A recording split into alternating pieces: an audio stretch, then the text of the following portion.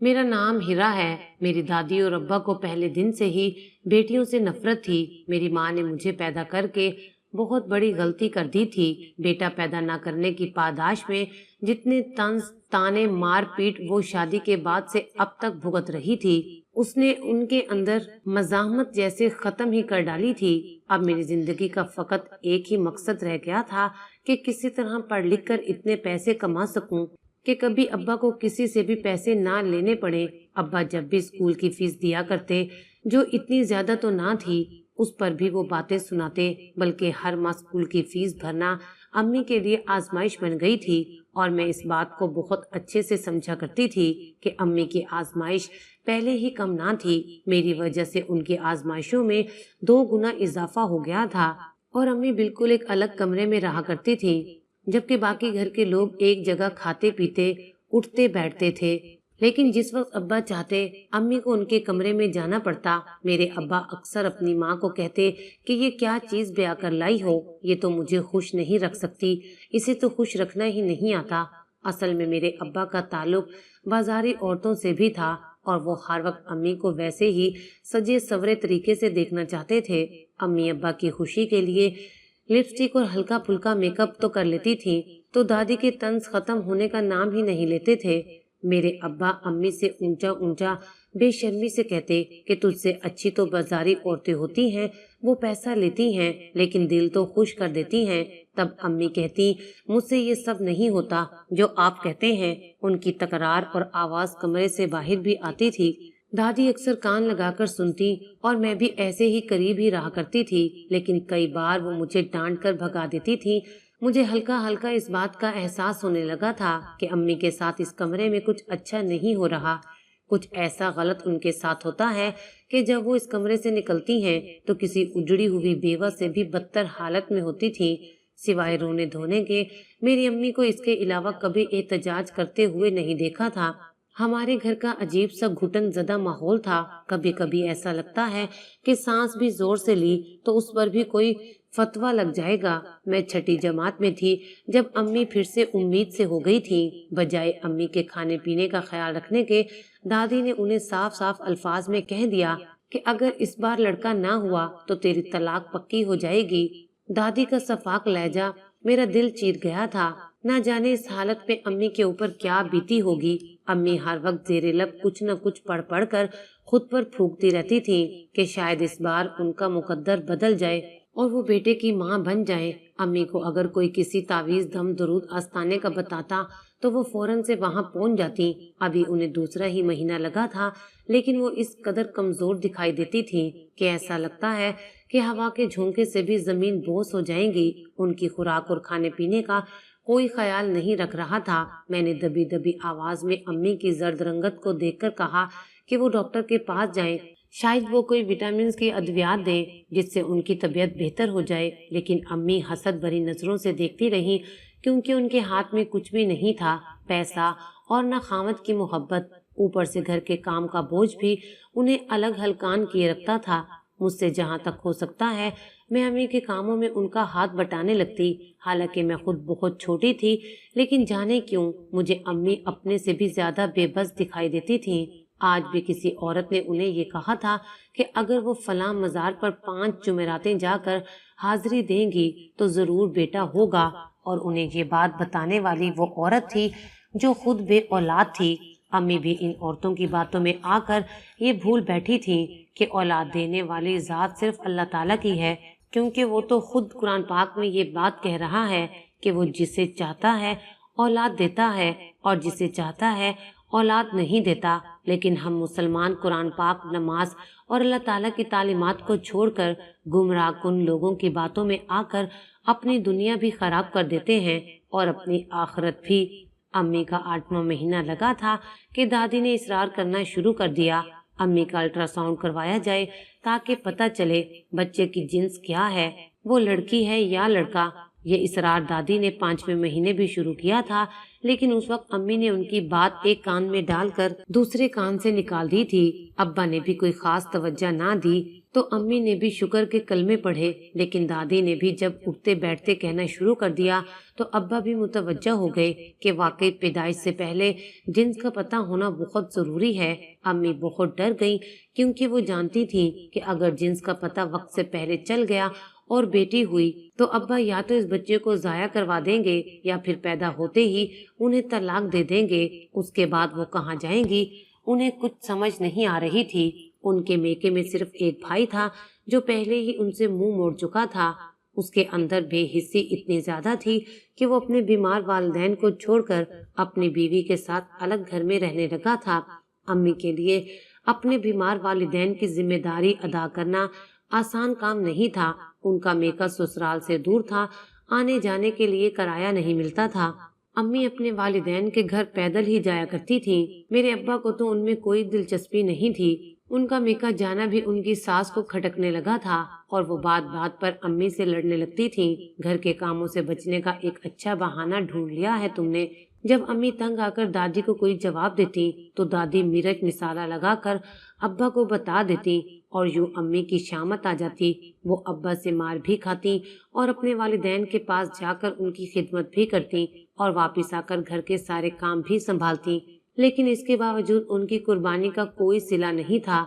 अपने वालिदैन की बेपनाह दुआएं लेने के बावजूद भी कोई दुआ उनके हक में कबूल ना हुई। बस उनकी मुश्किलें इतनी आसान हुई कि उनके वालिदैन अपनी बीमारी की हालत में उन पर मजीद बोझ ना बन सके और जल्दी अल्लाह को प्यारे हो गए। मेरी अम्मी के दिल पर इस बात का बोझ ना था कि वो वालिदैन के लिए अपने भाई की तरह कुछ ना कर सकी। दरअसल मेका हर लड़की का एक साहिबान होता है, जहाँ वो कुछ पल के लिए अपने सारे गम भुलाकर 2 घड़ी सुख का सांस ले सके। और ये मेका सिर्फ माँ बाप से ही होता है। बाकी बहन भाइयों से रिश्ते हालात के साथ तब्दील हो जाते हैं या खत्म हो जाते हैं, और यही इस दौर की तल्ख सच्चाई है। इसी तरह अम्मी का रिश्ता भी अपने भाई के साथ बस बराए नाम ही था, लेकिन अब बदकिस्मती से अम्मी का मेका भी खत्म हो गया था। अब अम्मी को उठते बैठते बस एक ही बात की परेशानी थी कि अगर बेटी पैदा हो गई तो उनकी इस घर में कोई जगह नहीं रहेगी। वो कहाँ जाएंगी? ना तो कोई ठिकाना जानती थी कि जहाँ कुछ पल इज्जत के साथ गुजार सके। अम्मी इतनी पढ़ी लिखी भी नहीं थी कि जॉब करके अपने पैरों पर खड़ी हो सके। कोई रास्ता उन्हें दिखाई नहीं दे रहा था। ऐसे लगता था कि जैसे वो बंद गली में आ खड़ी हों। अब रोज सुबह के वक्त अम्मी और दादी के दरमियान झगड़े का आगाज हो चुका था। जुम्मे वाले दिन अब्बा जल्दी आ गए तो दादी ने पोते को लेकर घर में हंगामा खड़ा कर दिया। अब्बा जो जज्बाती और कान के कच्चे थे, दादी की बातों में गुस्से में आ गए और अम्मी से पूछा कि आखिर मेरी माँ तुम्हें इतने दिनों से अस्पताल जाने का कह रही हैं, तुम क्यों नहीं जा रही?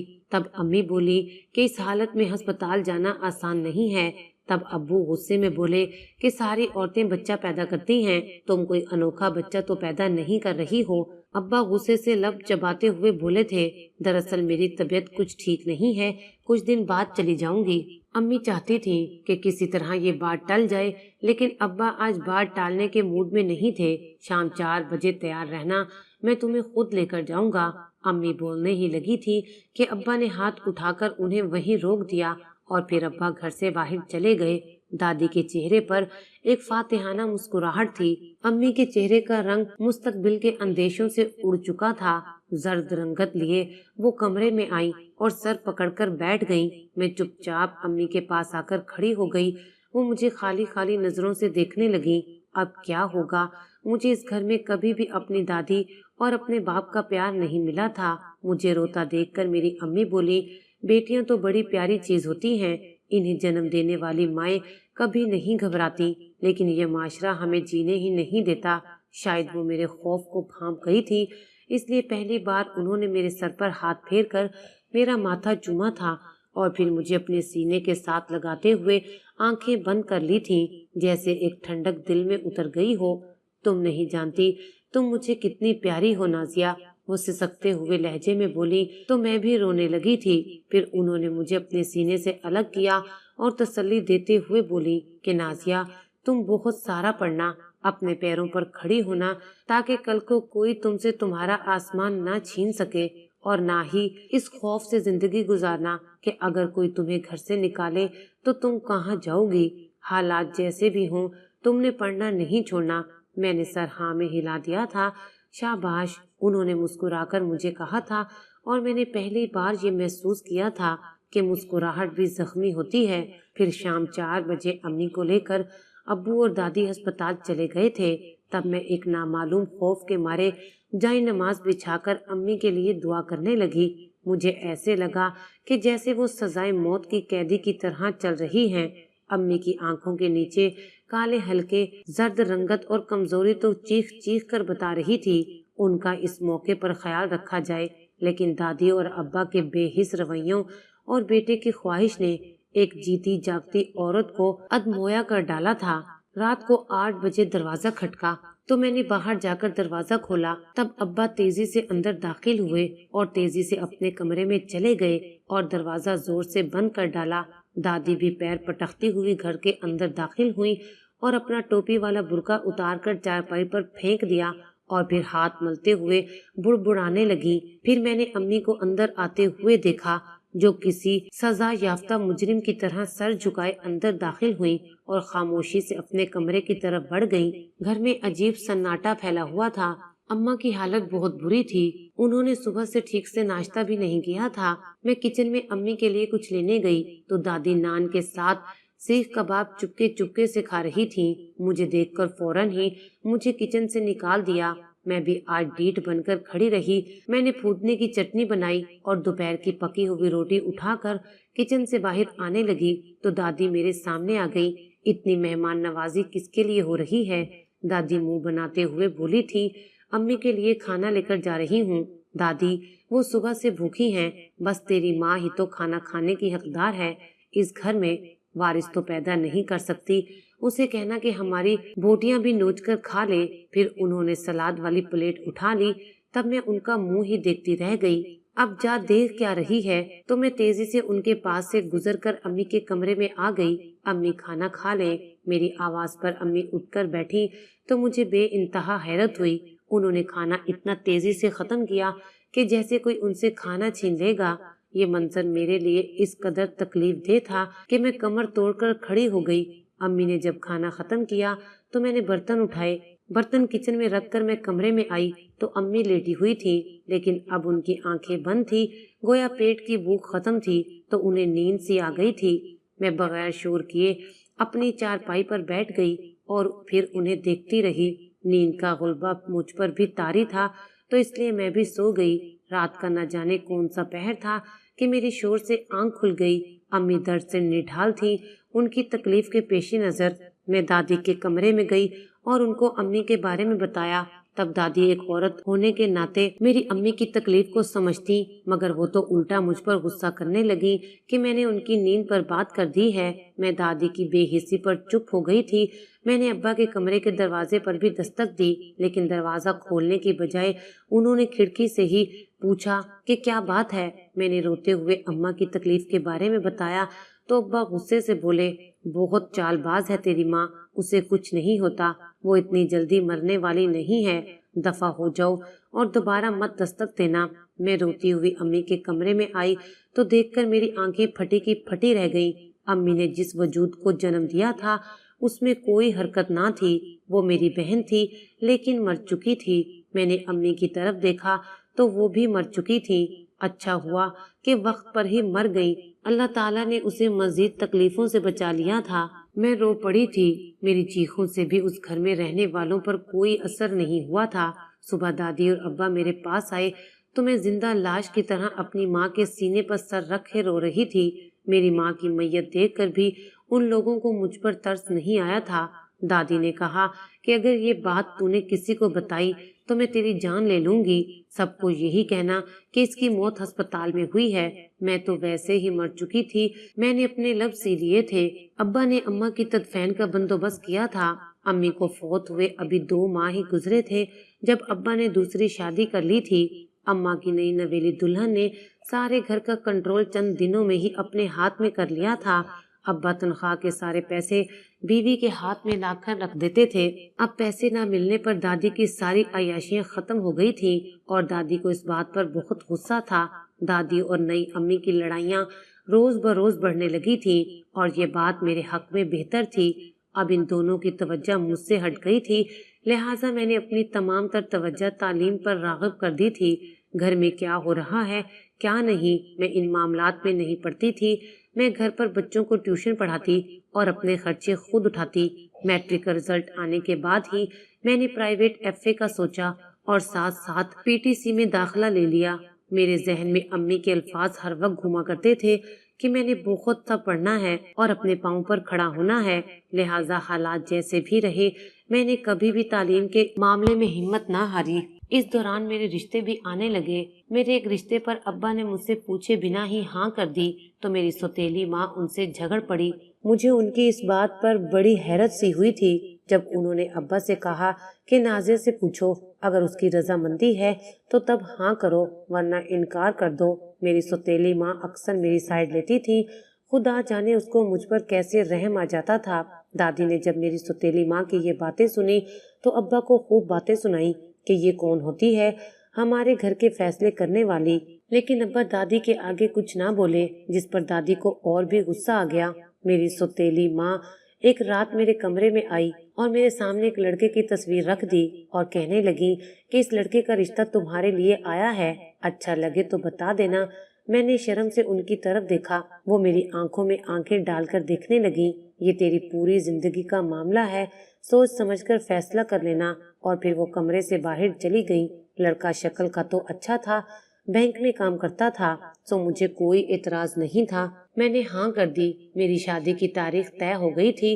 शादी से एक दिन पहले मेरी सास घर आई और बोली कि मेरे मियाँ अस्पताल में एडमिट हैं, इसलिए लड़की की सादगी से रुखसती करनी होगी। मेरी सौतेली माँ, जिनके पुरखलूस रवैये पर मैं उन्हें अम्मा कहने लगी थी, वो और अब्बा मान गए और निकाह पढ़ाकर सादगी से मेरी रुखसती कर दी। होश तो मेरे तब उड़े जब वो लोग घर की बजाय मुझे अस्पताल ले गए और दुल्हन की तरह सजाकर मरीज के बिस्तर पर लिटा दिया। फिर सास बोली कि बहू, आज की रात तुम्हें यहाँ पर गुजारना होगी।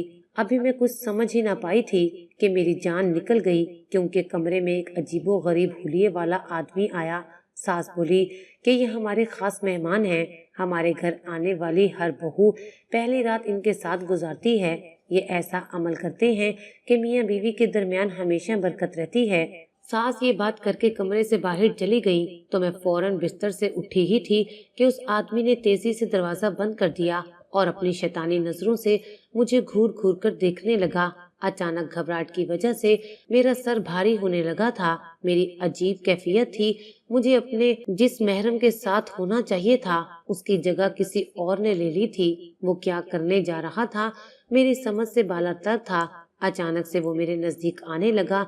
मुझे अपनी कम उम्री और नासमझी के बावजूद समझ आ गई थी कि मैं अपनी इज्जत गंवाने के मराहिल तक आ गई हूँ। जिसे शरई निकाह हुआ है वो बगैरत ना जाने कहाँ था। मैं चीखने लगी तो उसने जोर से मेरा मुंह दबोच लिया। इससे पहले कि वो कुछ करता, मैंने अपने नाखूनों से उसके चेहरे पर बहुत सी खराशें लगा दी थी। वो अपने चेहरे पर हाथ रख के रो रहा था और मैं तेजी से दरवाजे की कुंडी खोलकर बाहर निकली तो सामने ही अपने घटिया शोहर पर नजर पड़ी। इससे पहले कि वो मेरी तरफ आता, मुझे सामने से मेरी सौतेली माँ आती हुई दिखाई दी और मैं उनके बाजुओं में झूल के बेहोश हो गई। जब मैं होश में आई तो एकदम से डर कर उठ गई तो अम्मा ने फौरन हाथ थाम कर मुझे तसल्ली दी कि अब मैं महफूज हाथों में हूँ। मैं अपने ही घर में थी। ये देखकर मैंने गहरी सांस ली थी। फिर वो आहिस्ता से बोली कि तुम्हारी इस तरह की रुखसती ने मुझे शक में मुब्तला कर दिया था, इसलिए तुम्हारे जाने के बाद ही मैं तुम्हारे पीछे चल पड़ी थी। मुझे तुम्हारी सास पर शक हो गया था। ये अस्पताल नहीं है बल्कि इन लोगों का डेरा था। ये लोग 2 नंबर काम करने वाले लोग थे। यहाँ पहुंची तो तुम्हारी सास ने मुझे रोकना चाहा, लेकिन चूंकि मेरा भाई एसएचओ है, वो भी मेरे साथ था, लिहाजा ये लोग हमारा कुछ नहीं बिगाड़ सके। मेरी सौतेली माँ मेरे आंसू साफ करते हुए बोली, नाजिया, तुम्हारा शोहर कोई शरीफ आदमी नहीं है बल्कि वो लड़कियों का दलाल है और अब तुम्हारी सास, तुम्हारा शोहर और उनका सारा गिरोह जेल में है। मगर मुझे दुख इस बात का है कि ये सब तुम्हारी दादी को पता था और उन्होंने पैसे लेकर तुम्हारे बाप को इस शादी पर आमादा किया था। मगर मुझे पहले ही दिन से इन लोगों पर शक था। दादी का नाम सुनकर मेरे पैरों तले से जमीन निकल गई थी। मेरी दादी इस हद तक गिर सकती थी, मैंने कभी सोचा भी नहीं था। मेरी दादी दूसरे कमरे में थी, अब डर के मारे मेरे सामने नहीं आ रही थी। मेरी सौतेली माँ ने मेरा बहुत साथ दिया था, बिल्कुल एक हकीकी माँ की तरह। वो अब मेरे साथ थी। जेल जाने के बाद मेरे घटिया शोहर ने मुझे तलाक दे दी थी और अब मेरा बाप भी शर्म से सर झुकाए मेरे सामने खड़ा था। ये दोनों मेरी माँ और मेरे मुजरिम थे। आज मेरी आंखों से खून के आंसू निकल रहे थे।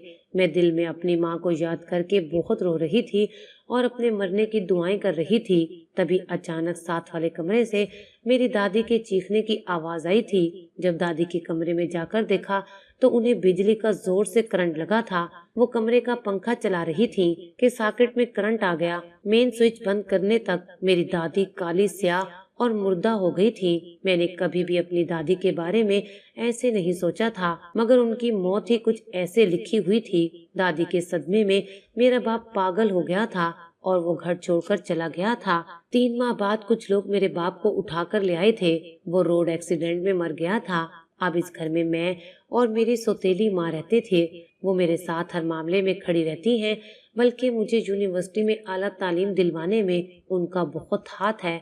मेरी तालीम मुकम्मल होते ही मुझे कॉलेज में लेक्चररशिप मिल गई थी। सरकारी तौर पर घर भी मिल गया था। सौतेली माँ ने एक अच्छी जगह देखकर मेरा निकाह कर दिया था। आज मैं ना सिर्फ अपने पैरों पर खड़ी हूँ, बल्कि मुश्किल वक्त में अपना बोझ उठाने के काबिल भी हो गई हूँ। आखिर में मैं बस इतना कहूंगी कि अपनी बेटियों को तालीम का जेवर जरूर दें, ताकि वो मेरी माँ की तरह सिसक सिसक कर जिंदगी ना गुजारे।